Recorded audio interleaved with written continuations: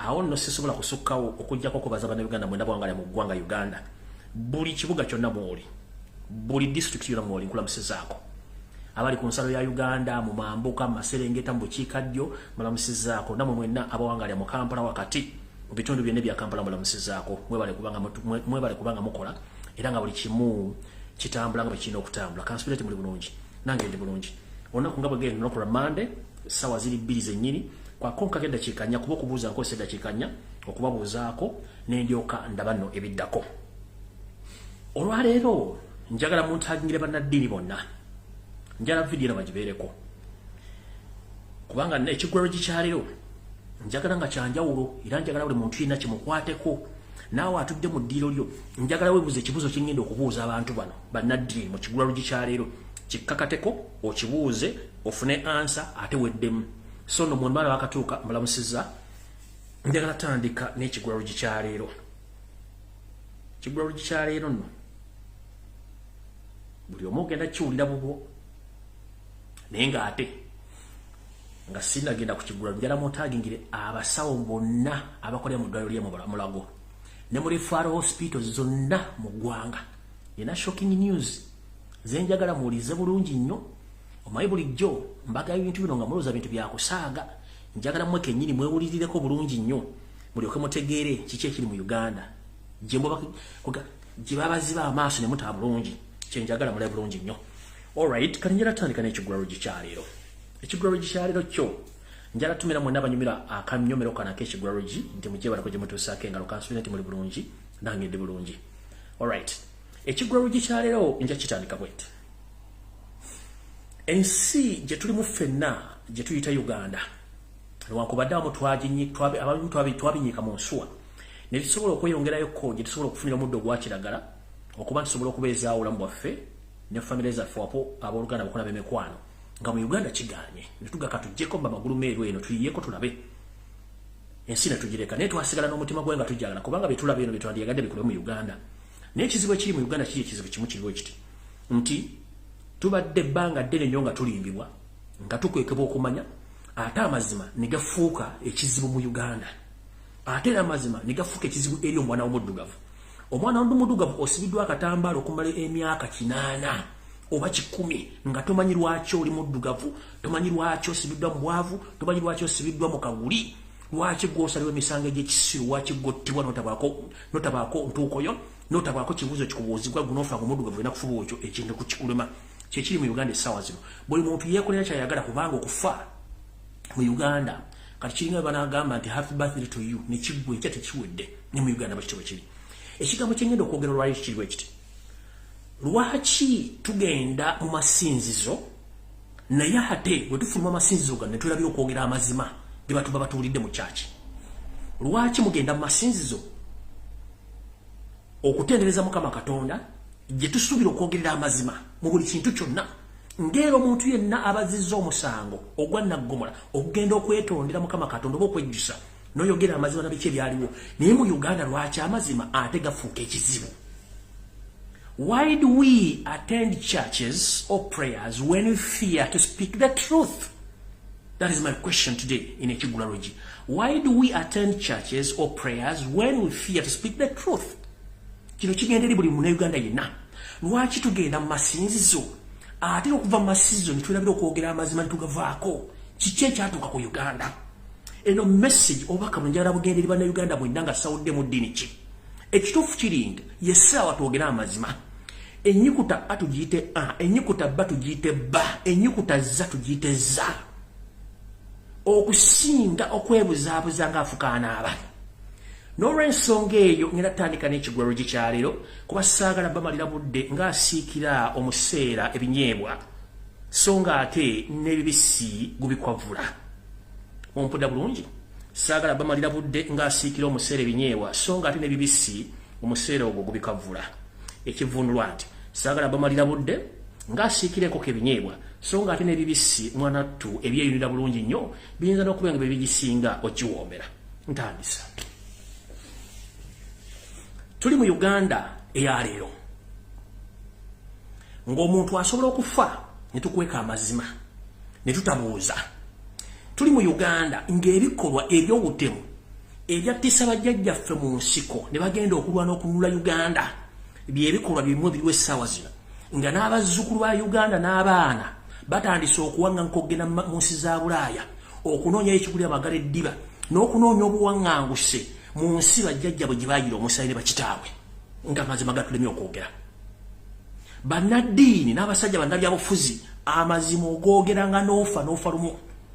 Abasajja bajjajjaffe ne bakitaffe makatonda abattibwa mirembe gy'Amiini n'emirembe gy'ensavu n'enkyekanga baavanga ne boogera amazima ne bagoogera nti mazima okusinga bano abaleero kubanga omumpembe Yoseri Tobasira mutano wa Kalekezi nsi yaleeta muzeeyi Zedde nsanga bisibe yabasiba akatambaala n'agamba nti bano abantu nno bateeka mu kaguli wensobola obbafundiza nga tewali ayogera era nga tewali ankuba ku mukono yakikola atya yaddira n'asooka gye buvuddeko nga jja atta bannaddiini yeebuzabuza ng'afukaana abo ati gonna mazzi so nga ati wabeerawo enjawulo wakati w'omusulo n'amazzi n'atandika okutta okuva ku luumu nga gyabuzaabuza n'ajja ngatta mpaka olwayo nakati akyatta ne bye yasembeyo okutta ng'ensi ekiraba teri yali avuddeyo kuvumirwa kikola kya bannaddiini abattibwa mu Uganda nakati olwaliro teriyo naye nga abasajja bakatonda baali boogera ensonga ezisobola okutaasa eggwanga Uganda mukyali abatwogera boogezi akaseera kajja kutuuka nga tuli mu mbeera ey'akafandali nga n'okwogera obugambo ekigamba abantu tebanneemulekeraawo ekintu ekigenda mu maaso nga kijja kuba kizibu so nga ate okugema kusinga okuwonya ebigambo byenjogera mujja biwulira ate mujja bitegeera bulungi nnyo essaawa zino bannaddiini Museveni yabatega akakojo olunaku lwe bakulonda nti oli gw'okulira essaza ly'Egindi Yoseri tibahabulwa lutabayisirwa mutabani wa Kalekezi nsi yaleeta muzeeyi Zedde ng'akukwanga ebbaasa ey'ensimbi ebagiyita don't speak ng'akukwase emmotoka mpya kapyata ebagiyita don't mind with my business nkiwulira ebbaasa ebagiyita don't speak zip up your mouth then emmotoka bagiyita don't mind about my business. Soka wabuziga gwo omuntu omukulu waki Yoseri bannaddiini buli muntu afuna ekifo ekinene asoka muwa baasa na motoka kiba kitegeeza gwe gwawadde enguzi tolina mandate wadde authority okwogera ku nsonga yonna enkya mu Uganda. Baluumu babene kiwanuka bo okubatta bamala funa nsibira motoka njala kubuuza gwe omusumba njala kubuuza gwe faana njala kubuuza gwe pastor dini kijja osoma ekukkiriza okulaba ebikolwa by'okutta abantu n'okugamba abantu nga bigenda mu maaso mu Uganda n'otula mu motoka n'ogabumbira n'otambula n'oddewuune webikka nga bana abantu bafa. Dini kijja osaba Katonda gy'ogaa nti Katonda gw'osinza ng'abaana abantu bali mu makomera teri wadde alina omusango. Ekitabo ekitukuvu kitugamba teri muntu alisalira muntu munne musango ku nsi naye nakyo ne mukireka abaana babeera mu makomera nga tebafunye adde fair trial oba okuwulizibwa ku nsonga zaabwe. Omusajja omukulu najja ku TV n'agamba twakutta abaana ne mundu emu n'amasasi 37 nga mukwaddeko abaana 305. Naawe omukulu w'eddiini ojja ku makya n'ogenda n'osabisa emmisa n'owa n'obugaati n'osembeza n'ogenda enkya n'obika eggando n'owebaka ng'ensi ebonaabona. Ensi bwe neegwamu akatabanko gw'ogenda okubuuzibwa ebibuuzo bino. Gwe munnabyabufuzi ali mu kulya emitwalo 10 milioni 5 otandika okwogera olujapaani ng'abaana bali mu kufa kitegeeza nti ogenda kubeera accountable for all these crimes against humanity in Uganda. Ate era nawe ojja kukomekeza ng'ogenze muki ng'ogenze mu kkomera kubanga mulina okudda mu bibuuzo bino. Kiki ekibatwala mu makereziya ne mu makanisa nga temusobola kwogera mazima? Nze ali mu kwogera mazima ne bannange essaawa zino tuli mu kubundabunda n'okufuluma enju kizibu n'okulisa famire zaffe kizibu si lwakuba tetulina byakkola tubirina olw'okuba nti buli omu baamuteeka omugaati mu kamwa temukyasobola kwogera ku nsonga zino. Essaawa zino omuti gwa sabulu gwa nusu 8 lita y'amafuta gwa nusu 6 school fees abasomeranga emitwalo 10 basomera milioni 2 n'ekitundu omwezi oyingiza setemeka. Lwaki muyingira amakyaki nga mutya okwogera amazima? Lwaki bannaddiini muyimirira ku bituuti ne mubuulira nga byemubuulira tebikwatagana ddiini tebikwatagana na buyinza bwa Katonda bwe yawawa ne mutandika okubuzaabuza abantu buli mwaka siriki kubanga baba wembuzi. Ebbaasa bagiyita don't talk zip up your mouth. Emmotoka bagiyita don't mind about my business. A system ya 7. That's why No one is coming out to condemn all the activities or the brutal activities of killing and kidnapping Ugandans amongst the religious leaders in Uganda. And this must stop. Tojja kumuli agenda kwabirabo mu kanisa nga waliwo essaawa zino ali ku miggo, waliwo essaawa zino asibiddwa amatafaali ku buli maabwe. Tojja kumuli agenda mu kanisa ng'omwana bamuziisa alaba. Tojja kungamba agenda mu kanisa nga bannabyabufuzi essaawa zino basiboona baaba obutwa nga balwanira bulamu bwabwe. Si kye tulimu. Mulekeraawo okulya mu nsi yammwe olukwe. So nno ekigula lugi nkimaliriza olwaleero. Mukama ababeere amazima googerwe. Yogera amazima ofe ng'oli muzira. Bannaddiini bannayuganda bangi waliyo eggulu.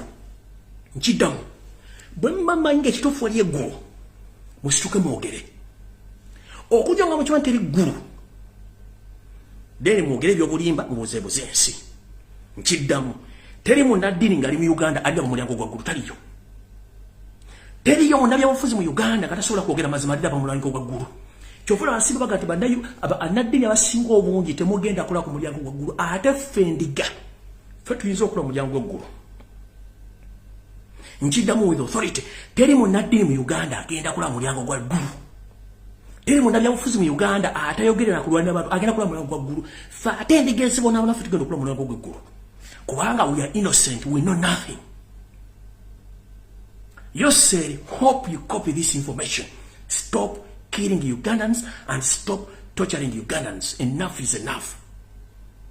In 1986, you waged a war against the previous governments because you claim those governments they used to torture and kill and kidnap Ugandans. What are you doing right now? You are doing the same. We are going to use the same methods you opt for so that we liberate our nation. If not so, otherwise change your tactics before it's too late. Kyekibadde kigwaro gikyalero, Mukama abakingirize musobole okulya video eno bulungi nnyo.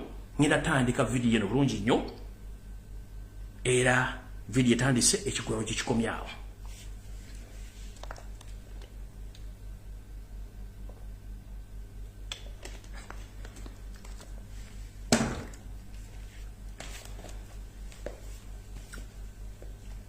Njala muntagira abantu bano wammanga. YOSERI tebahabula otabasira mutano wakalekeza ensi yaleeta muzayizedde ensanga bisibe. Ku video kuno nkwagalako. Njagalako Janet Kembabazi, Mama Assassin. Njagalako Audrey Lwabogo, the night dancer, omusiza atunda ebiwoolo n'ensigo. Njagalako Muhoozi Laaga, Muhoozi Kanyerupama, the baby assassin. Njagalako eyayita Genocide Musalakwanda Naho George, the mafia. Njagalako n'abaana bamwe babeere ku video eno. Kati video etandise.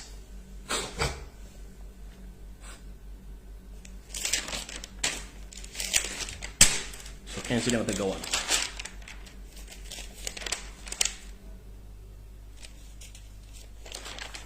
Alright. Video etandise. Nga video ntanatandika kansooke mbazanyira video gye nabazanyira ku recently kweba ntandikira olugero lwaleero musooke muteeka kasensi.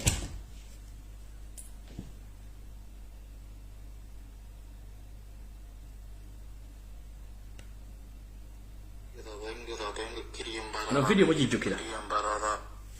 Abantu babasuura bareese emirambo bakisuura busuuzi bengera bagisuura bakirese misana bakisuura emirambo mingi bagirese ku motoka rengera kiriyembarara. Banyayuganda twagala tuyambibwe. Banyayuganda mutuyambe, Banyayuganda mutudukire, Bannayuganda. Sigenda gimalayo. Ntandike video yange bulungi nnyo. Nga sinatandika video yange bulungi nnyo, njagala nsooke nfune wala dakiika emu bbiri mala okuteeka ku nsonga zino maaso. Okusookera njagala kutumira Bannayuganda mwenna n'embebaza omulimu gwe mukola. Muggulawo Twitter account mu buli kadde. Kozesa essimu yo eyabuyonjo genda ku mutimbagano gulawo ekibanja ku Twitter account otandika okwogera ku nsonga eziruma ensi yo ya bwerere si ya nsimbi kozesa embizizo kozesa obwongo bwo kozesa amaaso go kozesa ebintu byolaba okutandika okukonda emigero bikolo bigenda mu maaso mu Uganda ekyo kimu mugobere emitimbagano ekyalimu empeka emera ekyo kyakubiri ekyokusatu njagala bebaza nnyo mwenna bannayuganda abasobodde okulwana olutalo n'abakyalulwana okulaba nga tufuna obwetwaze mu nsi yaffe Uganda n'okukyusa obuyinza mu ngeri esoboka kubanga tukyayogera naye ate waliwo enjinza okuddawo nga tukyasobola kwogera nga wakiyita vuba wompitewo njagala bebaza nnyo abalwanyi olutalo okulaba nti tujja envunza mu kibondo gye badde yeekwese okutuuka lwevuddeyo neeraga nti ntuufu mwebali nnyo mwebalire ddala era njagala bagategeeza mu butongole sekadaama nkiddamu sekadaama wa DP temuddamu muyita Senkagale ono ye sekadaama wa DP wetwogerera essaawa zino avuddeyo busimbaalaala ng'omusezi agula essiyani nti ngenda kulira ku bantu bange nti ayingidde ekibiina kya National Robbers Movement omwami ono ekyamuleeta nakibanyonyola dda nnyo era nenkibabuulira lwakuba nti abadde abulako ku kimu okumwatulira ategeezebwe ensi emutegeere kikyali sekadaama wa DP omugenzi Nobert Mawowe munange avudde olwaliro n'ategeeza nti mutereevu akolagana ekibiina kya National Robbers Movement kitegeeza ki mwenna baganda bange mwenna bakyalimu empeka emera nga mwagala enkyukakyuka n'okuyamba eggwanga Uganda mbasaba musuuleewo ebikola ng'obudde bukyali munoonyeeko ebibanja ewala ekibiina kya Democratic Party ekyabajjajjaffe ekyatandikibwawo essaawa zino kikyogera tekikyaliwo mukirabanga ekiriwo tekikyaliwo ngenda kuba omulango ogutakungula mwenna baagala kye munoonyeeko ebibanja ewalala ng'obudde bukyali ekibiina kyagenze ng'ekya UPC bwe kyagenda ng'ebiro byagenda ye kennyini anaatera nayo okunyukubo ye kennyini Yoseri Bahura yagamba nti tunaatuukira mu 2021 wajja kuba tewakyaliwo ekibiina kya byabufuzi kimumuganya yali akimanyi bulungi nnyo nengamba kyekwese ng'owetulwabika kubanga tutegeera liiso kiri akutemyako nti gundi yafudde ng'alikoze waati nga beebuzaabuza nga bafuka n'abaanaaba ekitegeeza gonna agaggudde memba omutongole owa National Robbers Movement sekadaama wa DP Nobert Mawowe mwebale kulwana lutalo namugjayo kati tutegeera ne bw'anaalwana kyalwanira tukimanyi ate nabagamba nti omwami ono alina obulwadde bwa rabies mbwe eboggola alina okuboggola buli ayitawo ate nabagamba yayiikako Windows yatwagende nawe yayiika Windows kati tusobola kwajunga na musajja yayiika Windows ng'alina mu bulwadde bwa rabies mutwe ng'ambwe gyeboggola katujijje mu butongole tugitegedde wajeri tukolebera tugende mu maaso tumuwa budde njagadde bategeeza butongole saagala abantu batategedde afudde kiwedde avudde mu kibiina nga bwe yakitundayo kiwedde mbawa amagezi buli akyali mu kibiina ekyo funa ekibanja walanga obudde bukyali otherwise nvuddewo ngenze ku information yandeese erwa nzisenga lunye n'emikwano gyange ffenna bwe tukola ku social media kuno naddala ku platform zino eza social media okusingira ddala ku bwenyi bw'ekitabo kuno nga tubategeeza entakera nti eggwanga Uganda liri matankale ng'era empale za Yoseri Bahura tabasome mutano wa Karekyezi ensi yaleeta muzeyizedde ensanga bisibe ne tubagamba nti ensimbi zimwekubya mpi era takyasobola kufuna nsimbi okujjako okutunda ebintu ebiri mu Uganda n'okubyeguza basobola okufuna ensimbi okuziddukanya gavumenti etakyaliwo kubanga twalonda Robert Kyagulanyi Ssentamu ng'omukulembeze afuga eggwanga Uganda akakiiko ka Parliament akanoonyereza ku mivuyo bitongole bya gavumenti kale katandise okusima n'okutinkuula eddwaliro Mulago biki ebikolebwayo n'emiranga gitukuba kuno egitakungula okunoonyereza kwani agula amawoolo n'agatunda ne tujja lunye nga tubyogera nti omutabani omukulu ewassa muwala wa Museveni bwe tuyita Odrek Lwabogo the night dancer omusezi atunda ebiwoowoolo ye nannyini bizinesi eno munnange kivudde lunye era ng'omusezi agula essowaani nti ngenda kulira ku bantu bange ndekyabika akavuyo akali emulagaani akamanyi mwakawuliddeko kana akavuyo sikaaki mbu sikaaki diru yayiise diru weyiika etya nzize mbasomesa ebintu bino nti ebiwoowoolo ebibumba ensigo bitundibwa okubijja mu bannayuganda ababagudde ku akiside n'abala abawambibwa nga mulowooza nsaaka luluno ndibaleetedde muluwulire bulungi nnyo kwata olupapula n'ekkalaamu munnange nabagamba mu biseera biri ebya ssenyiga 19 Lumimba Mawuggwe nti era omulimu guno gwalingayo nga buli muntu agenda mu akasenge akalimu abasajja ba SFC toona newankubadde nti obeera n'ebitundu 9 okuwona nga bajja kutta lwaki bakuggyeko amawoolo bagatunde kyetuyita black market kati kyetugenda mu maaso kikyo oyo omusajja abadde akulira eddwaliro ly'e Mulago munnange tabayombesa dubba ku byempi be bamu ku bamafiya abali mu gavumenti ye Yoseri Lutabasira mutano wa Karekyezi enkaya embalirira nenga bana yaleso obuzibu etya omukulu ono bukyanga atandika kulira dwaliro lino emivuyo mingi gibaddeyo nyo okuba nti abadde afuna ensimbi ezekyoja mu mbiro okuva mu Edward Rwabogo ne First Family okutuusa lwe yakuttemu n'akwata mu nsawo ennene okujjamu ekibula amagala eddira awotalo lwavudde ate ndooza n'agaana okuwa amaganjo abamanyi oluyaye amaganjo ndooza era yeringanga endobolo oba kimu kya 10 ku ssente ziba zibbiddwa wano wavudde ekizibu ekyamuleetedde okuba nti bamusindikidde abatamanya ngamba okuva mu parliament okuva mu state house jukira state house bagiteekamu ekibiina ekinoonyereza ku buli bw'enguzi so nga ate obuli bw'enguzi busibukira ddala mu Hola House nkiddamu atamanyi Hola House mwe muyita state house eri tekyali state house yafuuka Hola House ennyumba ey'ekibi ekisikire era ennyumba ey'entiisa Hola House munanga basindika abasajja ba SFC okuva mu Hola House mbwa abakwatisa corruption okujja okukwata doctor ono akuleddwa lyo mu Bulago kumbe omuzannyo gwabwe gwadde uyise nga baagala kola kye tuyita cover up okujjawo ebintu bino byonna bwetwogerera essaawa zino ebibuuzo badde bibuuzibwa ani akulira Mulago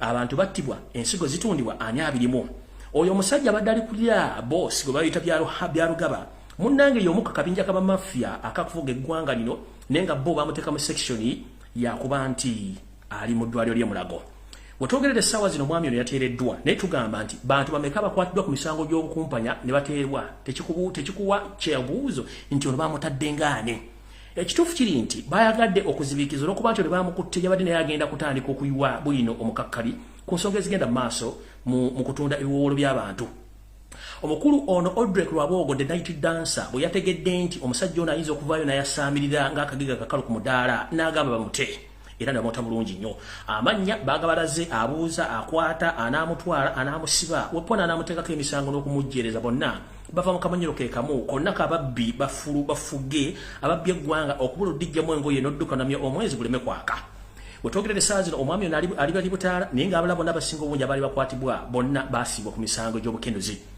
munnange diru yabadde etya bizinensi eno ey'okutunda amawowoolo e Mulago ebadde etya era etambula etya tunula bulungi wetegereze bizinensi eno eya body organs bye batunda katale akaddugavu nababonyonyola engeri gye babafunamu engeri gye bakwatamu n'engeri gye babattamu eno bizinensi eddukanyizibwa First Family muno mwe muli Yoseti bahabula otabasira omutano wakalekeze mukyala we Janet Kimbabazi Mama Sassini mukodomi wa Odrek Rwabogo the night dancer ne mubeeramu n'abantu bangi nnyo abalya ku ssente zino bwe muli n'abapoliisi ab'amaanyi mu ggwanga bwepo ne bannamawulire ab'amaanyi abakola ebintu bino bizinensi eno omuntu agiwomyemu omutwe omukulu ye Odrek Rwabogo era Dr. Byaruhanga ono abadde amanyi bizinensi eno nga bwetambula ne bwe twogerera nti Dr. Byaruhanga ono yabadde abeera nga supervisor mu kutambuza bizinensi n'okuba nti ebintu bitambula bulungi kati bano bafunye obutakkaanya era buli kimu ne kiba nga kyasajjuse ekisinga okwewuunyisa Dr. Dana Atwine ono yalonda era n'alonda bali bagenda okukola mu bifo byonna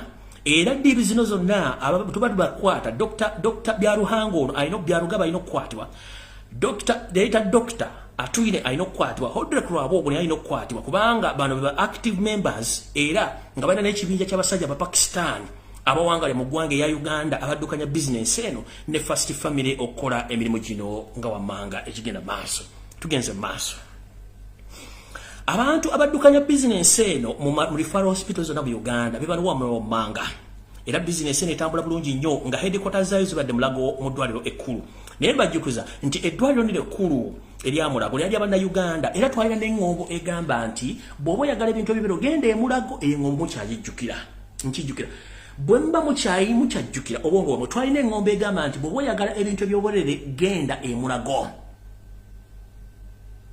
For those who don't understand Uganda, previously, as we Ugandans, we used to tell people who ask 3 things that if you need 3 things, just go to Mulago Hospital. Previously, we used to say like that. But as we speak right now, the hospital was sold to foreign investors, but on the cost of the taxpayers' money. To get some mass.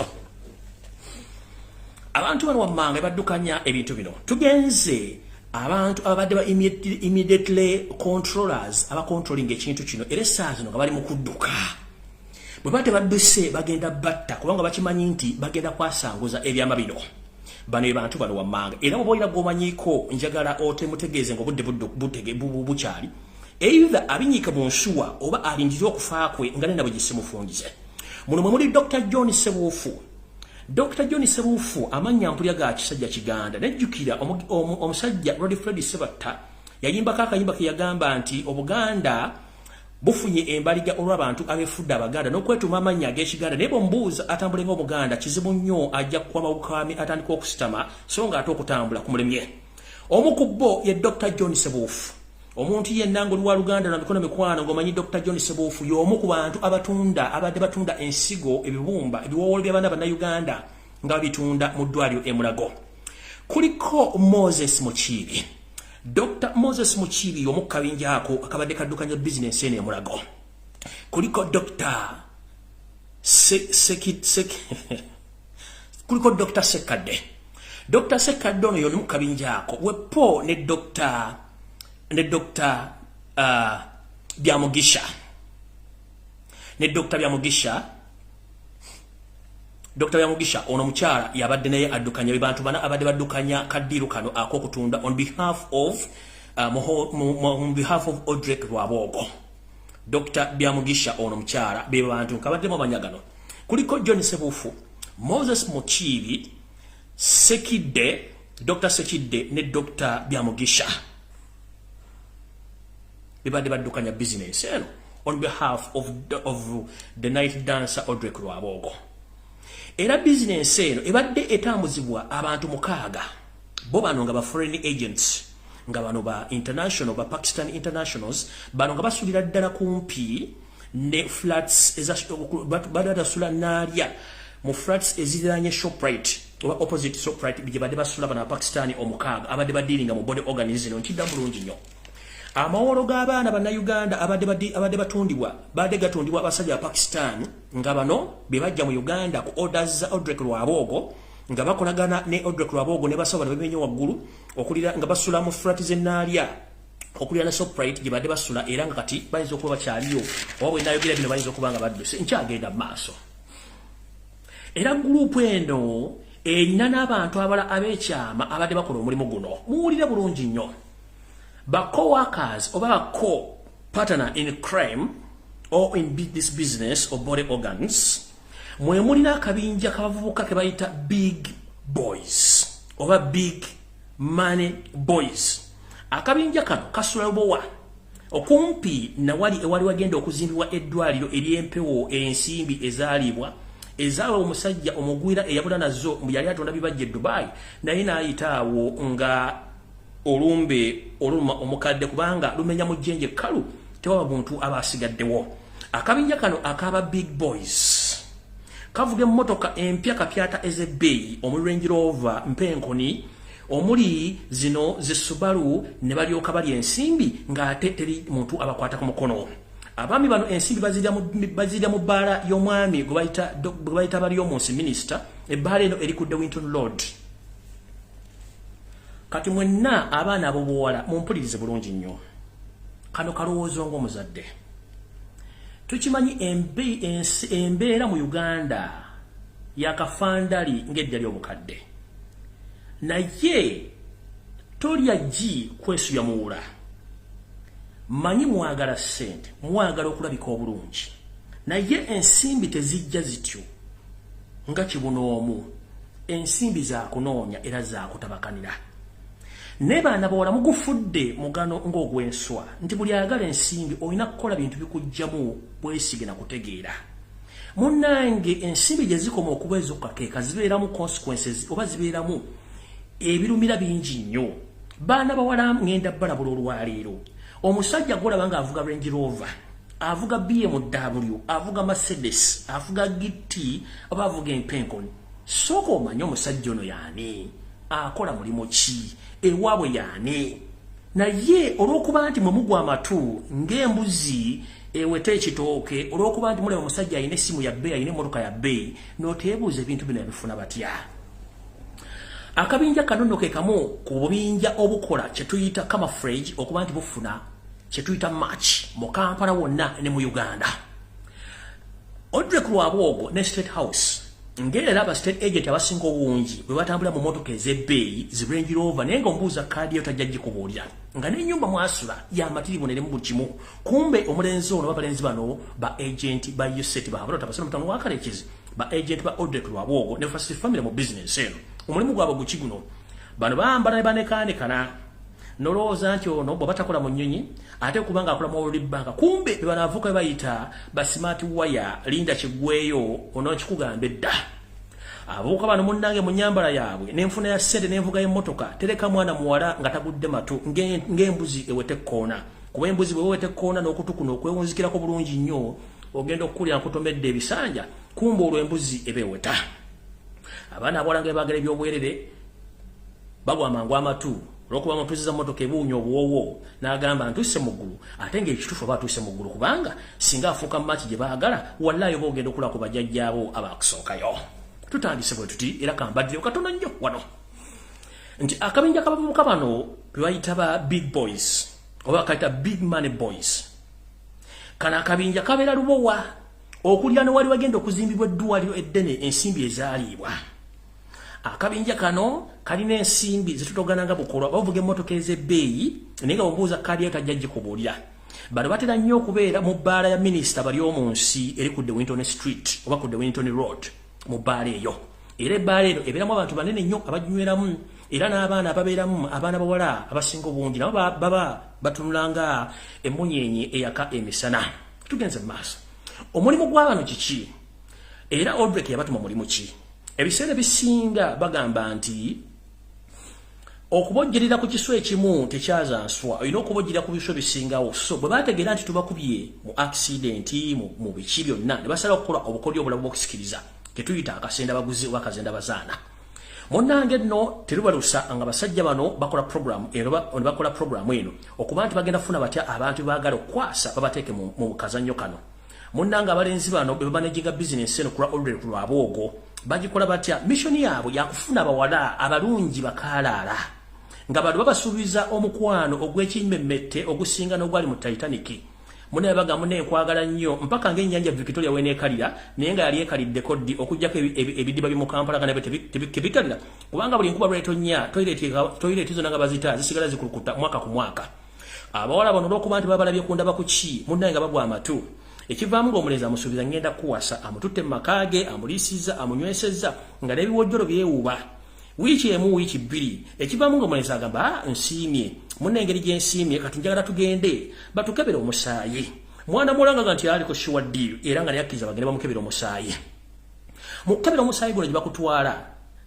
ye already dokita abajaali dokita ekyokukola abakimanyi munnange omulenzi yasooka nga bamuggyako omusaayi bagumuggyako bate bagumuggyeko saagala kulimba omuwala gw'osembayo okuwa ekituufu nti oli mu kifo kituufu oli asembyeyo munnange omulenzi oluvayo nga guweesoga kasenge bakuggyako musaayi omusaayi ogukuggyako omulenzi aga nti atujja kudda tukimereza siza fe ba dokita ajja tubuulira edda gye bujjako munnange tuluba busa nga bagenda omulenzi wayitawo ebbanga ttono nnyo oba nnaku oba ssanga mukubira muga nti omuntu gw'oleese y'omu ku bantu be twagala amakingira ddala bulungi ebyetaago by'omuntu gwe twagala okuba nti ono asaddaakibwa agibwemu ebiwoowoolo munnange omulenzi kyakola bw'amala okufuna nti ino perfect match nga omukwana ayongeza mu jjiya era ng'omwenge mugunywa mpaka lw'oguyita eŋŋwa mpaka oba embwa lw'ogiyita eŋŋwa naye nga lw'ogiyisa eŋŋwa lw'oyinza okuba nga lw'osembyeyo oyinza okugunywa n'akuwa buli ky'oyagala noku olunaku ayinza okugulira akamotoka n'okavugamu naye nga lunaku olw'osembyeyo okavugamu ekitegeeza bw'onywa n'otamiruka bagenda kuyola kiwedde nga batwala ku saddaaka munnange batwala okusaddaaka era emirambo gino gye batwala gyennyini bagisuula y'ensonga lwaki nti abaana bangi badde basuuliddwa n'emirambo mingi gisuuliddwa mu bitundu eby'enjawulo era vidiyo eno gye mbalaze gino emirambo tomulowooza nti bateekayo nte oba bateekayo bintu bagina emirambo gy'abaana yesitole gye mbanyumiza entuufu ku kiki ekyavuddeko akatabanguko emulago vidiyo eriwangi baddiremu ye gwe vidiyo gwe oli luddawa simene nafunye abayimutani tulakoma yiino ekiriimbalala nengeri ekiriimbalala abantu babasuura baleese emirambo bagisuura busuuzi abagale motoka ezebbeeyi abanya ne mutamulukuka omwagala byabwerere bewamu ku baana abawala emirambo mingi bagirese ku motoka sijja kulwawo ngenze mu maaso mukitegedde bulungi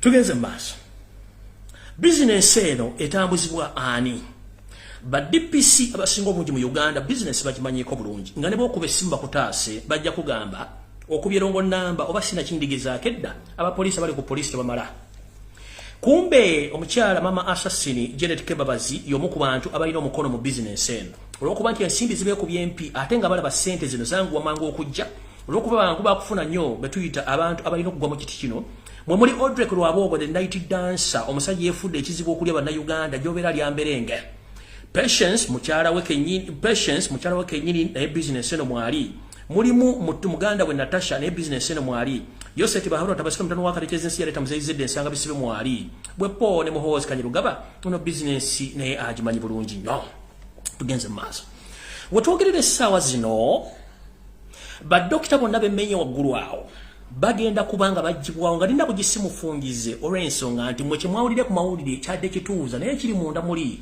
kitokota si kisaanikire ndowooza omuntu bwaga nti kitokota si kisaanikire oba okitegeera bulungi nnyo owulidde munnange baddokita bemmenye waggulu wali wetwogerera essaawa zino we batabinyika mu nsuwa mujja kuwulira nga batandise batulugumbula omu ku omu olw'ensonga ekintu kyayabise mwe kyemwabalageze ku mawulire kyadde kituuza naye kiri munda muli kitokota si kisaanikire olw'ensonga nti ekintu kyayabise nkiddamu baddokita b'ensomyi waggulu wali abana n'abala bali mu kudduka wetwogerera essaawa zino batabinyika mu nsuwa bagenda kubatugibwa omu ku omu kubanga Audrey Lwabogo the night dancer si munyiivu munyiikaavu abala ba firimu gye bayita Tears of the Sun mwaliwo abasajja babiri bakaddugala nga muyita munyiikaavu omu nga butwakaavu ye Audrey Lwabogo ne ssezaala we ne nazaala we olw'okuba nti ekintu kyabaluse ensi yategedde nti bano si baseze balwadde bali mu kulya buli bantu nga batundamu ebiwowoolo kuva ddi nga twetta tugenze mu maaso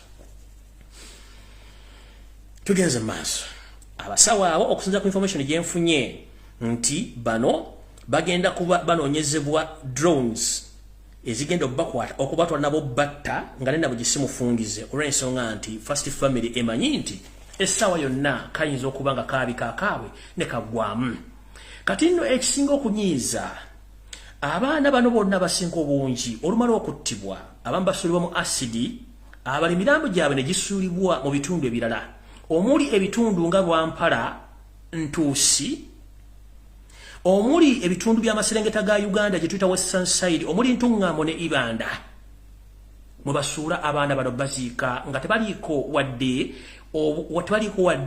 bantu bwe bali basanga nti omwana wange namuziika wano kumbe bano abasajja bali mu bizinesi kati tugenze mu maaso eyo video ewedde ey'emulago tebabalimbalimba tuli bamukutirwa corruption lwaki no the business went wrong the body organ harvest business is erupting very soon and this is 100% true information I'm giving out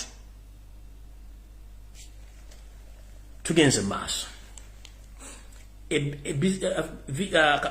akanyomero k'ebiwowoolo emitima n'ensigo namwe baana bawala abagala ebyendola video yammwe ekomyawo ngenze ku video information endala ntandise bwentera wetwogerera essaawa zino waliwo enteekateeka namutayiika v'omwange egenda mu maaso abajjukira obulungi wiiki etukubye emabega mwalabyeko eyeyita omusajja wa Katonda Wilson Bugembe ng'agenze okukyalira mama Sadolingi oba mama Lususu omukyala gwe bayita Deputy Speaker Anita Amongi mbu amubuuzeeko era banyumyemu emboozi era amusabire kino kyalokedde mu mawulire ne mulaba omusajja nga yeewombeese ng'essajja nga kino kyalokedde mu mawulire bwe mwalabye Pastor Bugembe nga yeewombeese nga omuwulu abikkula ku mawolu gy'obeera nti yalese agavumbise omanye omuvubuka oyo mu kwekomafula gye n'okwestage nga talina yamukwatira nsawo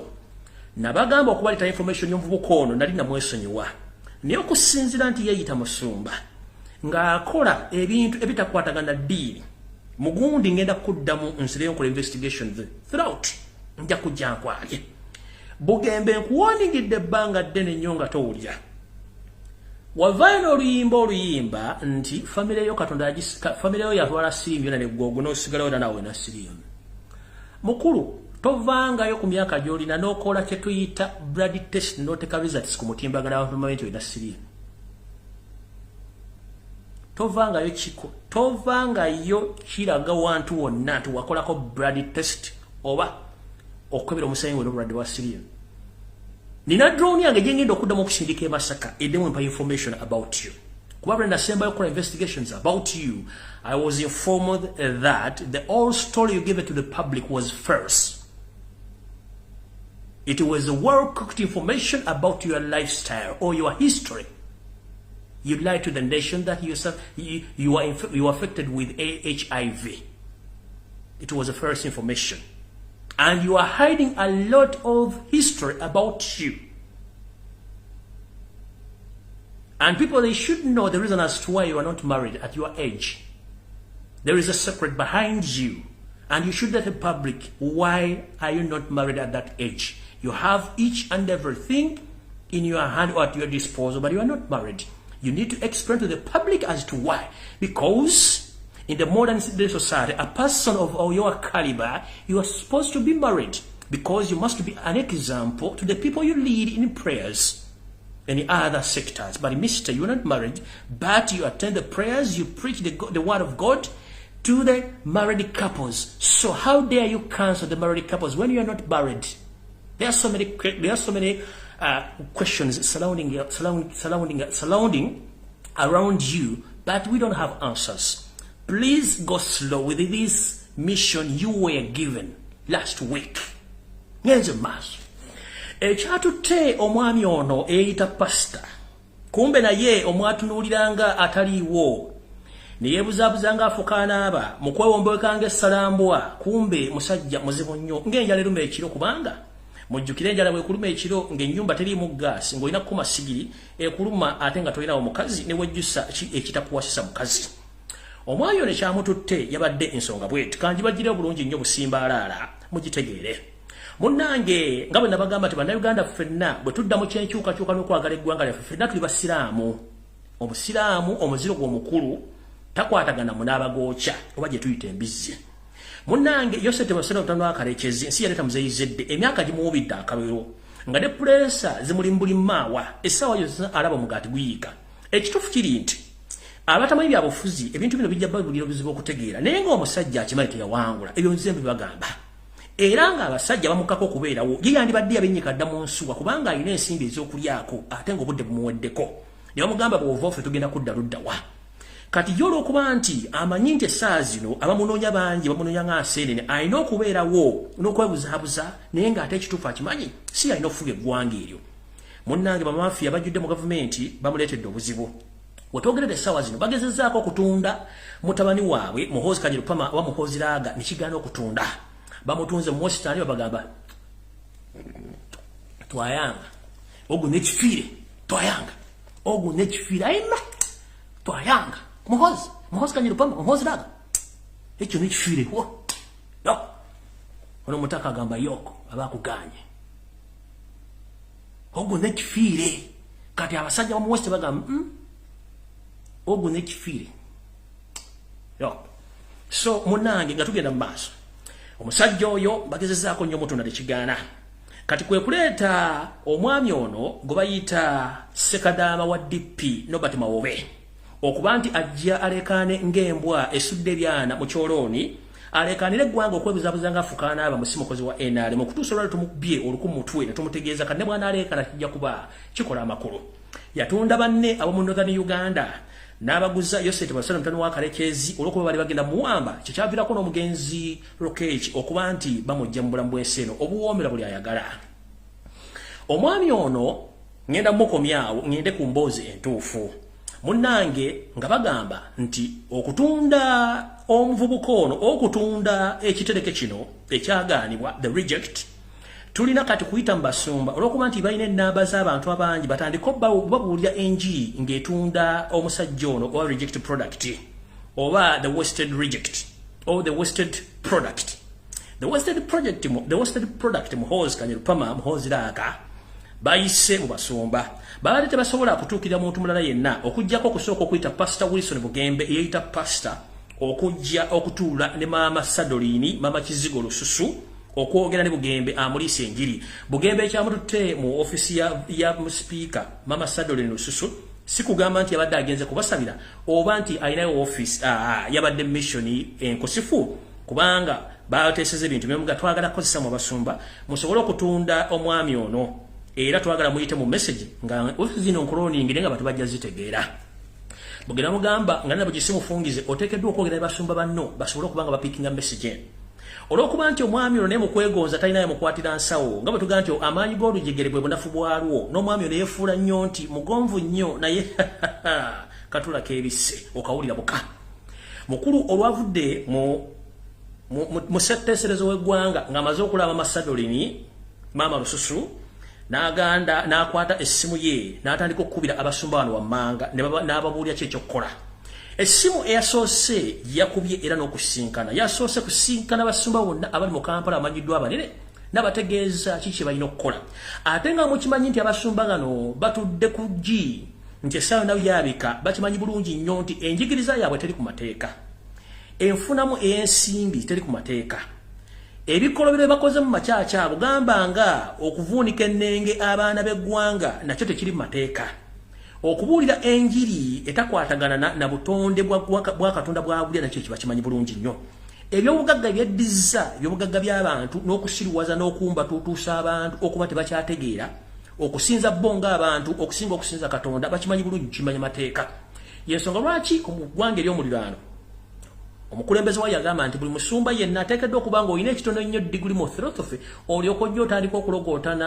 mbu osabira abantu wano Uganda olwokuba nti ababbi bangi okuva ku mutwe ekyennyanja kivunda ku mutwe kigenda otutuuka eno wansi ku kyensuti ng'envunyu zakiyiseemu dda so nno tukitegeera nti eggwanga lyafadde okuva ku mutwe lyetaaga kusuula busuuzi tuliziike tufune abakulembeze abalala kubanga bano abalimu tebalondebwa munnanga omwami ono kyeyasoose okukola nga sinkana Pastor Bugembe nga sinkana bapasita banne omuli Pastor Imelda Namuteri Kula ono ebyafaayo bye si birungi nnyo era birumira biringa omuceere ne tuddako Pastor Kiganda ono ebyafaayo bye bisiwuufu biringanga feesi ya gundi bwe mutegedde ne tugenda ku Pastor Serwadda ono ebimiruko bizibu nnyo kubanga bw'atandika okwogereza okuzamba embega nambaga gogera tugenze kwono omusajja omunyarwanda omuyeekera eggwanga lya Rwanda kubayita Pastor Sime Bujingo Buniongo naye namutegeeza ki ekyokukola ono naye kyolekera Nyengo omusezi agule Siyani nti ye abadde kuva dda ng'akolera muhozi Kanyarugaba era nga n'ettaka lyennyini kwasumbira endiga ze kwabuzaabuza abantu ettaka lino ekazi omundana kwe litudde ettaka lya muhozi bulungi nnyo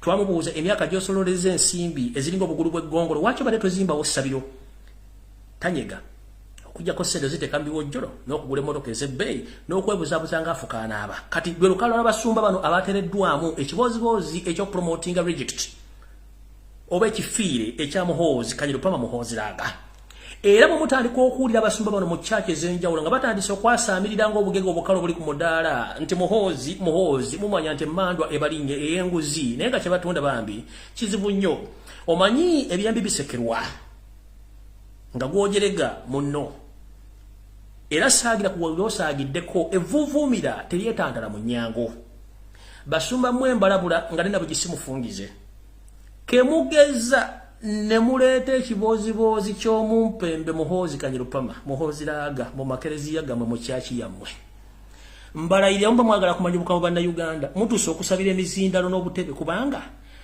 abantu bakoowu nange kamala okunywa mu butuzi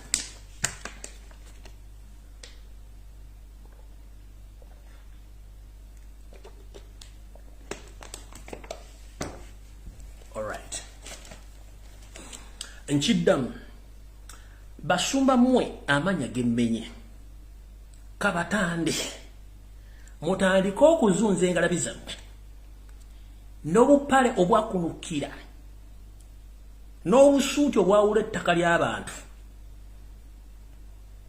nga muwoza sime mugenda ku promotinga reject lizi muhoozi laaga muhoozi Kanyarupama mutuuse okusabira emizindalo n'obuki n'obuti kuba bantu bakoowu kino nkiddamu bannayuganda ffena baagala enkyukakyuka tuli basiraamu We don't consume pork.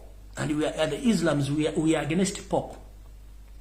So, however much you will change that pork into different substances, we are not to consume the pork. All we Ugandans who wish to get the peaceful transition in Uganda, we are against the pork because we are all Muslims.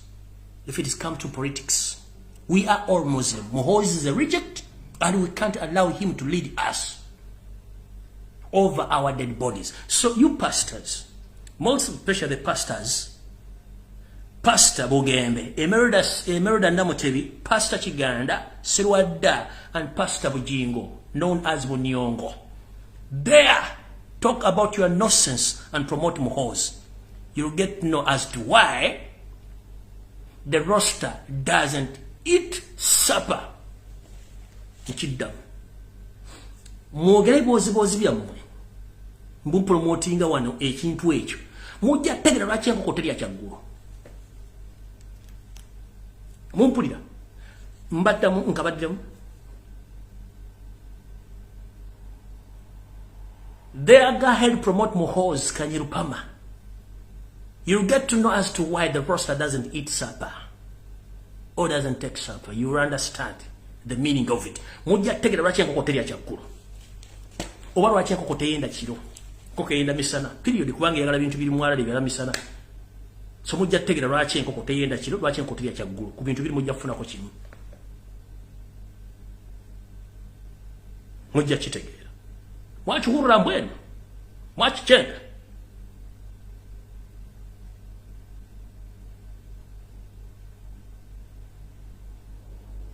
Hope I'm very loud and clear. And this message goes directly to Muhoozi. Never ever dream or think that you are going to lead Uganda. There's nowhere. Constitutionally, you are not supposed to stand anywhere and not supposed to talk. You don't have the audacity to talk and take any activity in Uganda. You're non-Ugandan. And you are dense. You can't lead Ugandans. Point blank. Nyanza maso neyongeddeyo. Alright, bwetuvaawo. Abasumba bano bonna baweereddwa omusimbi omuyitirivu okutandika okwogera ekiboozibozi kino nga batunda reject eno. Era bwetwogerera essaawa zino bonna baweereddwa omukisa okuba nti bagenda kuweebwa obukuumi bw'enjawulo mu makanisa gaabwe n'ensimbi okuba nti batambula ebintu bino. Babaddeko mu State House e Nakasero, mu State House e Entebbe, gye babadde boogerera emboozi zino. Mujjukire nti YOSERI tebahabula tabasala mudomo wa kale kyeziraliikirira nti talina security. Olw'okuba nti amawulire genfulumya ku internet yennyini aba yagabaddemu era nga bagateeseza naye nga fulumya nga bwe galina okuba yensonga lwaki bannoonya nkiddamu. The reason as to why I'm hunted on and away, it's because I get the information from the State House direct. So deal with it and I will expose you to the fullest. Mwabadde mu State House Entebbe. And you had a meeting with the first family and you discussed the issue of promoting Muhoozi over our dead bodies. So, meeting eno bwe yagenze maaso ne bategeeza Anita Amongi okuba nti asinkana Bugembe era Bugembe nakola kyalina okukola n'akitegeeza bulungi nnyo ba big boys okuba nti bagenda kutandika okuba nga bakola omulimu ogwo. Era Museveni we yagambidde nti State House zino sikyazesiga information eva bulungi nnyo. Tugenda tandika okusinkana nga bifo ebyenjawulo gye tubateeseza information eno kubanga information etandise okutiirika eringanga oluguudo lw'ekapicholwa olulimu ebituli kumbe oluguudo ensimbi baazibba.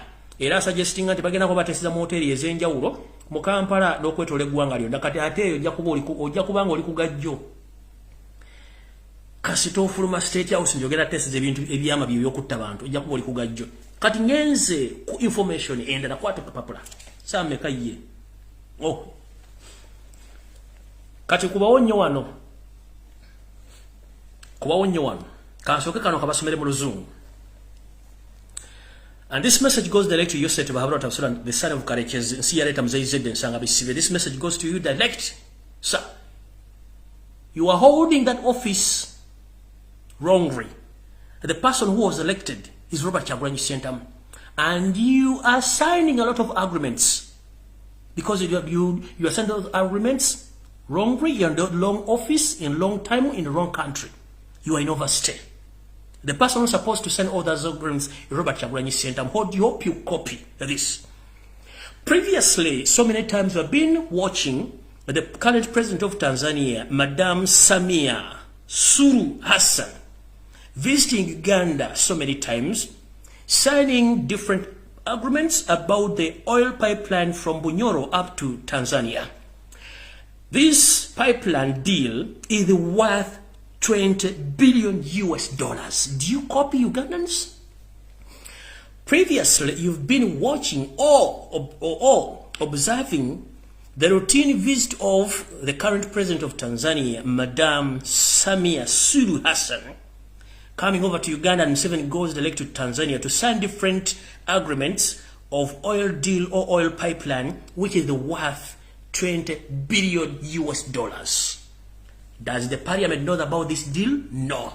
Does any Ugandan anywhere in different part of Uganda know that this pipeline is worth $20 billion? No one knows, apart from this Ngadabi. Tugenze mash. So as we speak right now, the agreement between the current president of Tanzania, Madam Samia Suluhu Hassan, the agreement and all the deals which they had together, I think anytime from now, those deals are coming to an end. Due to the fact that the leader of Tanzania, as we speak right now, she was promised $20 million cash in hand if she accepts the deal. Since then, the madam had been waiting all along for her $20 million to be paid, but nothing she had received since all those agreements they were signed. As we speak right now, that Tanzanian president, Lady Samia Suluhu Hassan, she was advised by her colleagues and senior citizens in Tanzania that, Madam, we wish to inform you that please go slow in any form of dealing with YOSERI, the son of Karekezi. Is not an easy person to deal with. He doesn't pay respect to leaders because his mission is to use people after they are, he dumps those people. As we speak right now, this lady is finishing the term of late Pombe Magufuli. She was advised that anytime, anywhere she's heading towards the elections, she will find it very difficult to be re-elected again in the office if she's still dealing with YOSERI, the son of Karekezi. As she was waiting for the $20 million from YOSERI to the son of Karekezi, and that man is nowhere to be seen, the lady decided to cancel the deal. As we speak right now, Museveni is very furious about the ongoing situation between him and the current president of Tanzania because the deal was cancelled and terminated. So, kankabadde mu Luganda mukawulira bulungi nnyo. Munange YOSERI tiwahabona tabasira mutano wa Karekezi nsi yaleta muzeyizedde wetwogerera gakaba gakomba anoonye ensimbi alinga ngazi yatereka. Munange amafuta gafage gwanga agazulwa mu bitundu by'Ebunyoro gambadde mugawulira nti amafuta gano bali bagasalira amagezi gayite mu kibuga Nairobi nigagana bagatwale Tanzania ne bakkiriziganya. Amafuta gano diru yago okugatunda gonna galimu obuwumbi 20 obwa dola. Sijja zibala mutogwa nkubanga zijja kubanzibu nnyo. Munange diru eno y'obuwumbi 20 ya diru ya pipeline yaliko ensimbi ez'eggwanga lya Tanzania obeza omukyalo obukadde 2 obwa dola nga zino muweebwa. Naye YOSERI tibahabula tabasira mtono wakale nga bw'atatuukiriza ndagaano ze kubanga sitaani tatuukiriza akakola ndagaano ze okujjako okukozesa abakozeseza n'amala n'abasuula ate n'akwata abala kubanga alinga lubaale. Munange omukyalo n'alinze ensimbi wa nga sente zijja n'akuba akasimu kakamuga kuliko akawala k'emitenga muga the number you are calling is not available at the moment, please try again later. Bwe kaba tekogedde kato kamugamba achiwe nankeji banzo olindeho nankeji banzo olindeho ensimbi neziri muhanda mwaka ne guyitawo ensimbi ziri muhanda tezituuka. Ensimbi ziri muhanda tezituuka. Kati munange omukyalo ono abakugumbya bufuzi n'abamuliranya abasajja abakulumu abamanyi ebyafa bya YOSERI bamugambye munange tukubulira ogenda okiwe ekisajja kyolimu si kikyo kyali kya mukwano gwo Pombe Magufuli. Bannatanzania bakimanyi bulungi nnyo nti okukolagana omusajja oyo obanga akolagana ne sitaani kubanga bamala okukozesa akusuula. ensimbi ziyakusubiza tagenda zikuwa okujjako yamanyi nti kasita mafuta gatuuke Tanzania ajja kuba buli kimu akimaze sina kindi ajja kwefuulira akutte kubanga okugwa gusobola omukyalo ne bamuwulidde ebigambo bino n'abitegeera bulungi nnyo nga n'ensimbi zabadde abanjiza ebbanga liziganye okutuuka n'asalawo endagaano eno agiveemo kubanga bannabyabufuzi n'abasajja amanyi byafaayo bya Museveni amugambye nti muneeto kikola nga Museveni bwali omukalukalu bw'atajja buseera kye yasooka okukola okugenda e Tanzania okuteekayo lukwano kye tuyita fekeraavu oba Kyetuyita fekeraavu okuzimba essomero ly'eyita Museveni simanyi high school ng'olwo akafudde akanyeebwa bakasenda bazaana batanze baga nti omusajja atwagala nnyo kumbe omusajja ono era atega kanyeebwa nga yeeteze bamuteguludde nkiddamu omwami ono yali yeeteze naye bamuteguludde yeetega n'akasomero akakasomero kaali kanyeebwa abantu betabege omusajja huyo mjamana atupenda sana alafu watu wa Tanzania wanakujua vizuri we mzee. Wanafikiri wanakujua wewe vizuri. Wanajua historia wako, wanajua we nani. Sasa mission imekufa. Mission imekufa. Alafu utafanyaje? Ona cha kufanya. Na inchi umeketi, inchi si yako. Ni wewe Mnyarwanda pure. Sisi wananchi wa Uganda tunakuambia ondoka kwa nchi yetu, rudi kwenyu huko Rwanda. Rudi kwenyu huko Uganda. Umefanya makosa mengi kwa nchi yetu, lakini sawa yote utalipa. Tumeona wangi wameenda, lakini wewe unajifikiri wewe mkubwa sana. Lakini dunia inakuangalia na sisi tunakuangalia. Unafikiri wewe uko na akili mingi, lakini tunakuangalia vizuri kwa kila kona, tunakuangalia. Sawa yote utaondoka mjamaa. Na ingi zingine za South Africa zinakuangalia vizuri. Unafikiri wewe uko na akili mingi, lakini kila mtu anakuangalia vizuri na familia yako. Msifanye makosa mengi. Sawa itafika, sijui hata mtapita wapi. Tumeona wengi wamekuwa kama wewe, lakini wamekimbia. Na sawa hii kama tunaongea, wako wapi? Wako wapi?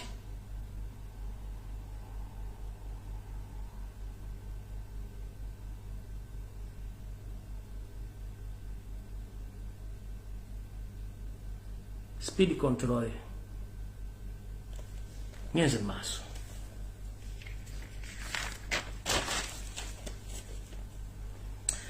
Tugenze ku nsonga endala. Ensonga endala yino.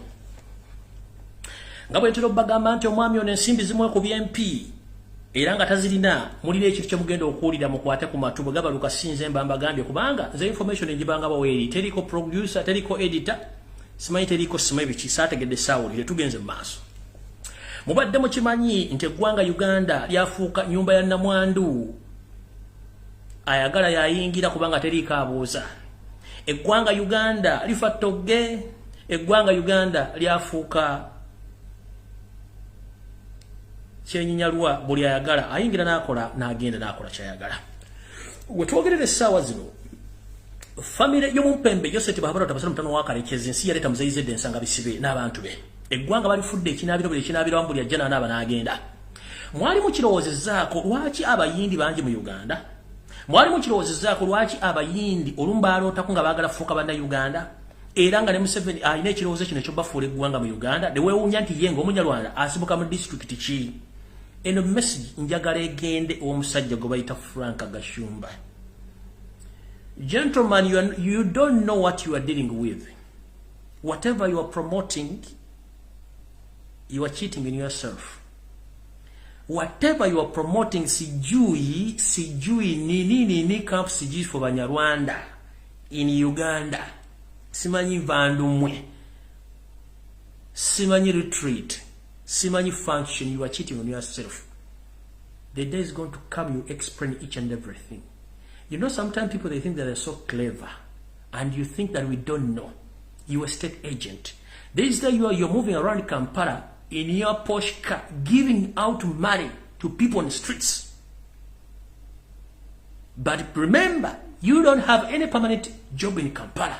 If someone asks you, what is your permanent job in Kampala, you can't tell the public, apart from the office which you have, which you use as an office to con people. But I'm warning you, the bavandumwe CG promotion you are promoting is going to cause chaos to you.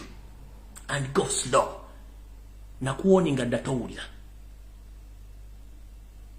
Wetemera kabazi kuguru, wawe kulira kabazi kuguru. Mu Uganda amawanga agalimu gonna galina ensibuko n'obuvo. A promoting abavandu bava mu district ki mu Uganda. Balina buvo ki na buddoki. Omanyi okwogera nnyo si kwe kusinga. Ate amagezi gabeera ga mutwe so si mugejjo. Oyinza okukola ekintu olwaleero gwe noloza tugosinga okutegeera naye nga ate abategeevu gye bali basirise. Ebiseera bisinga abategeevu teboogera basirika. Abantu bangi bakulaba. Abantu bangi bakutaddeko amaaso. Kino kankyogere n'obu. Abantu bangi bakutaddeko amaaso. Bakutunuulira ky'ovuga. Nenze ngamba weewa manda mu mbugo. You are pouring hot water into your private parts, Frank Gashumba. You are pouring hot water into your pants. Whatever you are promoting, it will backfire. Never judge a book according to its cover. Never, ever. Don't you think that Ugandans, they don't know what you're planning and what you're pushing? We know. You're a marketing manager for all Rwandese in Uganda. You are the marketing manager of all Rwandese in Uganda. And what you're promoting is going to backfire.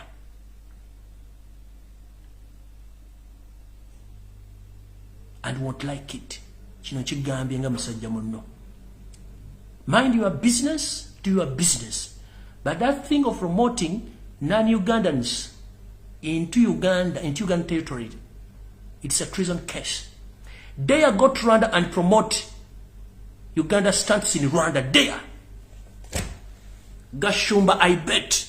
Gende Rwanda, oyimire ku streets ze Rwanda, otandika promoting ebintu bya Uganda, oyo Uganda mu Rwanda, ko promoting. Ngera abagina Uganda, ofuna igwanga limuli promoting ile Rwanda. Dare you.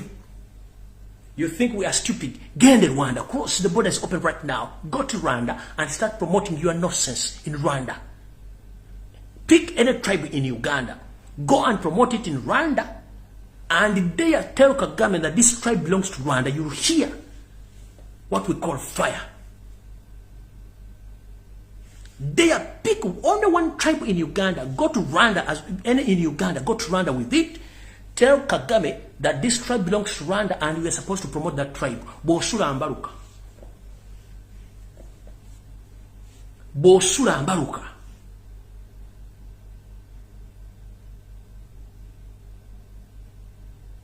Bosula ambaruka. Picking a gwanga limuli na liyogala. Picking a gwanga limuli okama mu Uganda. Oba otwala bateso, oba soga, oba twale promoting Rwanda for one day. Ogambe Kagame tuli basoga abali mu Rwanda era baagala independence, baagala kufuna ebyogera bya Rwanda. Oba Baganda, oba Bagisu, twale gwanga limuli promoting. Bosula ambaruka. Your head will be chopped off immediately, without hesitation. But you are here in Uganda, yamming or yapping around, promoting non-Ugandans in Uganda, as if it's not enough. You think we don't see, or we don't observe? Go slow. Stay where you are, do your business. But don't promote what you don't know. Obugongo olujegerege manyi galo. Bana Uganda biziba isembinji. Na ye, chikutobudde kijjabuta. Ninze masagala barisa. Wetwogerera sawa zino, omwami Yoseti Bahoro tabasali mtono wa Kalekezi Janet Kemba bazi Roderick Rwabuogo muhozi Kanyirugaba wepone Salim Saleh ne family zaabwe. Wetwogerera sawa zino tekikwewunyisa nga osanze omusajja omuchina nga alina passport ya Uganda ne national ID nga mutuuze wa Uganda atuludde wepo n'omuyindi. Munnange olugero lutandika beruti. Yoseri ensimbi bwe zimwekubiza empi ne basalawo obutuuze wa Uganda babutunde ku mitwalo 2 gyokka ejja $. Nkiddamu. Obutuuze bwa Uganda butundibwa emitwalo 2 $2 eri abachina wepo n'abayindi. Ng'omuyindi yenna agenda okuva India oba omuchina agenda kuva India ng'alina obutuuze bwa Uganda nga national ID agifunye ne passport ya Uganda agifunye ku mitwalo 2 $2 mu cash. Bino ebintu internal affairs ebirimu, first family ebirimu, era yensonga lwaki nti abantu bano balina amaanyi mangi nnyo mu Uganda bakuba emiggo bawamba amataka g'abantu batwala business bikimu kibakola era nga ne Museveni akimanyiko bulungi tosobola kukwata ku muyindi tosobola kukwata ku China kubanga order ever from above nga bano abantu batuuze ba Uganda. Kitegeeza ki? Kitegeeza nti omuyindi omuchina abafunye passport ya Uganda ne national ID ayina eddembe lirimu nga gwe munna Uganda okuba nti asobola okugula ettaka asobola okukolako obulabe ate nga li protected by the government kubanga babafunamu da sente emitwalo 2 so buli muyindi gwonna gwolaba bwepo n'omuchina balina passport za Uganda balina endagamuntu za Uganda nga batuuze abakakafu ku lwa government nga bazosula obutuuze buno. Order yonna eva mu State House. Ng'ekyo kino bakifunamu ensimbi empya n'enkadde Yoseri ye mukulu Janet Wokubiri Odrek Lwabogo Muhoozi Kanyupa Salimu Sale n'abala.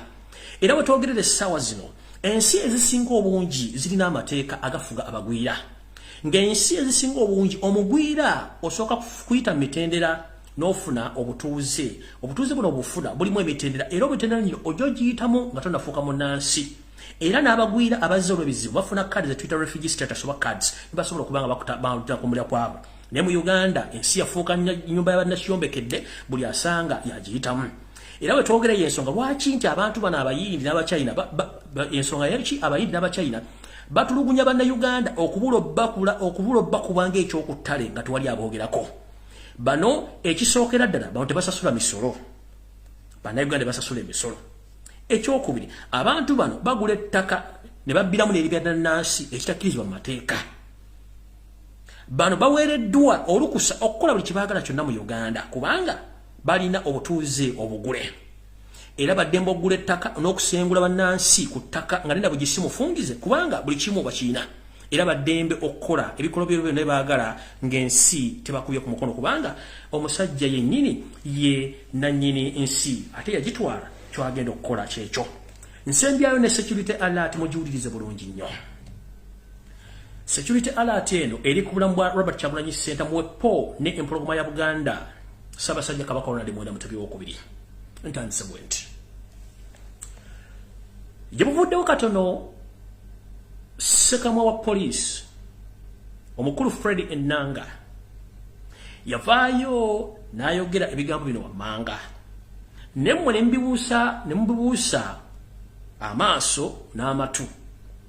Mujjukire n'abagamba nti obuvo n'obuddo bwa Yoseti bahabulota basala mutano wakaligi tebumanyikiddwa. Akimanyi nti muyeekera era Uganda esobola okuteekamu obuyeekera bwonna obumujjako. Kye yakola neesooka buli kafu konna n'ateekayo abayeekera asobola obusobozi pesa limukolere omulimu gwe lyagala. Nze nno ekinnoonyesa si kyekirala kwe kujja ne ngambaawo amawulire era ne nnyimiriza ebintu bingi nnyo ebibadde bigenda okolebwa mu Uganda.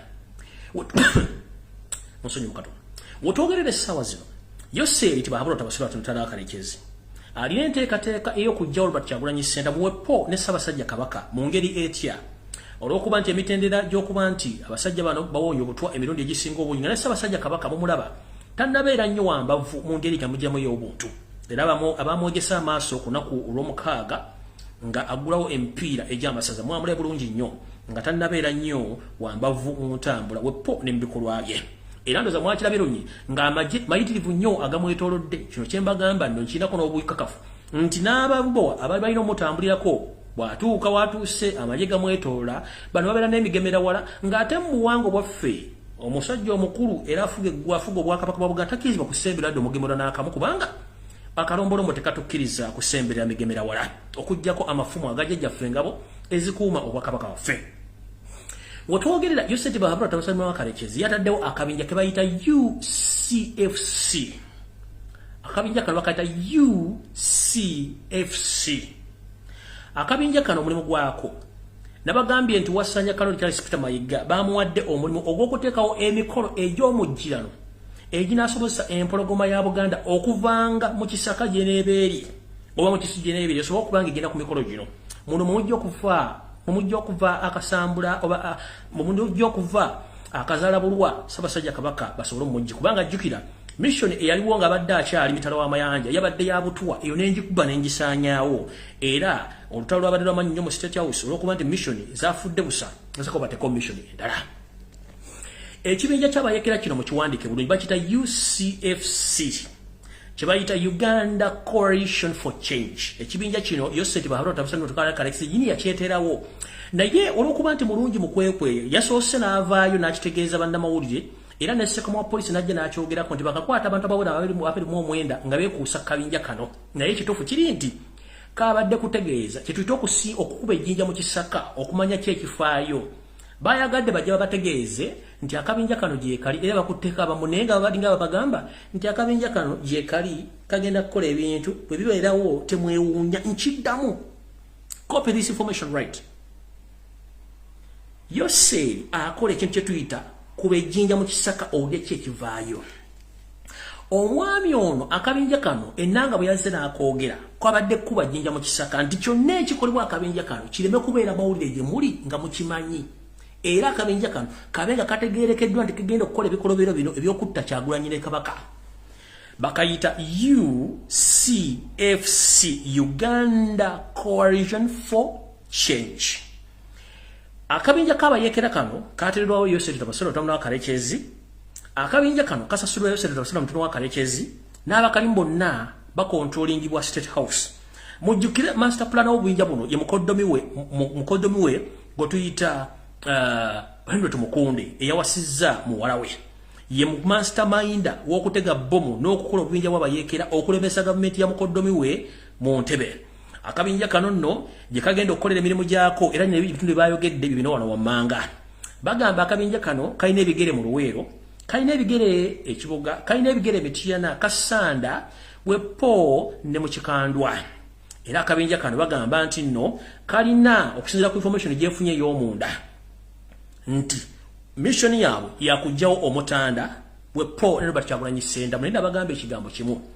Mukyatuulira ano nga twogera era nga tulasana nga abaana bako. Temulowooza tetulina maanyi, temulowooza tetumanyi kyakkola, ekyokukola tukimanyi naye tetwagala kuyiwa musaayi, tetuli bakanywa musaayi. Naye nabagamba ekintu kimu mukijjukire bulungi nkyakyogera, agamapeesa 2 ku dayisi gwe bayita 6 nkiddamu tukyali ku mikutu guno twogera naye agamapeesa 2 bwe tuba tuzannya luddu ku dayisi gwe 6 bwe tuba tugenze mu chess agamapeesa 2 kwe kuli bishop ne queen nkiddamu agamapeesa 2 bwe tuba tuzannya luddu gwe 6 obekkene ku chess abera bishop ne queen. Nkulayiriranga ne Katonda mpulire ebigambo bino mbyogera agamapeesa 2 kemukwatako erimu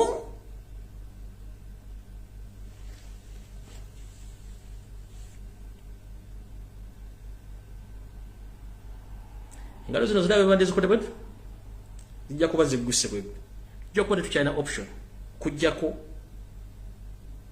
okugula obuguzi tuti nga bwolya nti emmotoka tabbe eggulidde nti kati esimbudde nkiddamu agamapeesa 2 bweba mu luddo gwe 6 obekkene bwaba chess bishop ne queen abamanyi emizannyo egyo naye nkubuulira Yoseti Baharo tabasala mutwana wa kalekezi ne muzzukulu akyali mu ntumbwe z'abaana bo ajja kino zaako. Good enough you know in 1986 it's not you and your fellow mafias who fought that war, it was Uganda. This is to remind you, the Uganda and the other Ugandans, we are not stupid.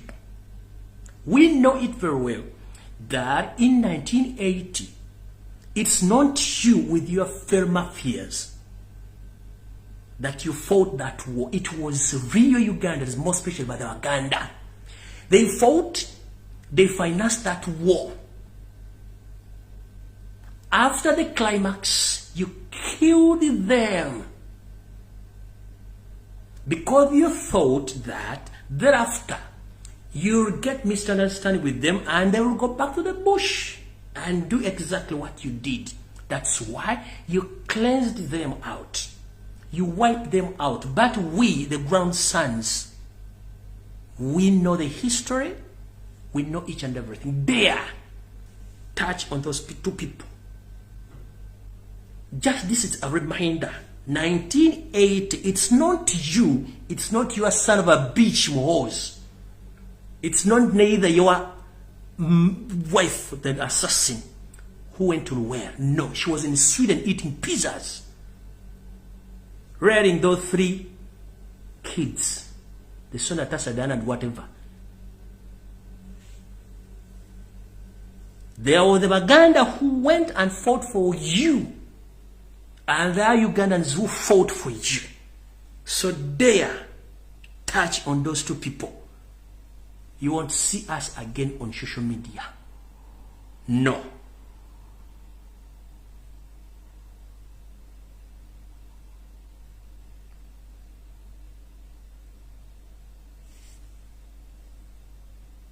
We are watching.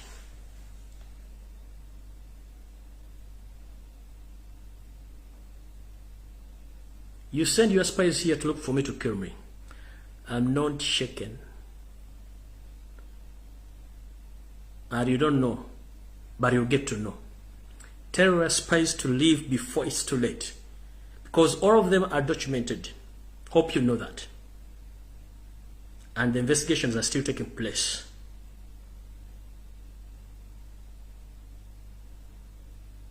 They're still in Istanbul looking for me, I know. But go slow. But dare touch on those 2 people. You'll get to know why the Loster doesn't take supper, doesn't eat supper.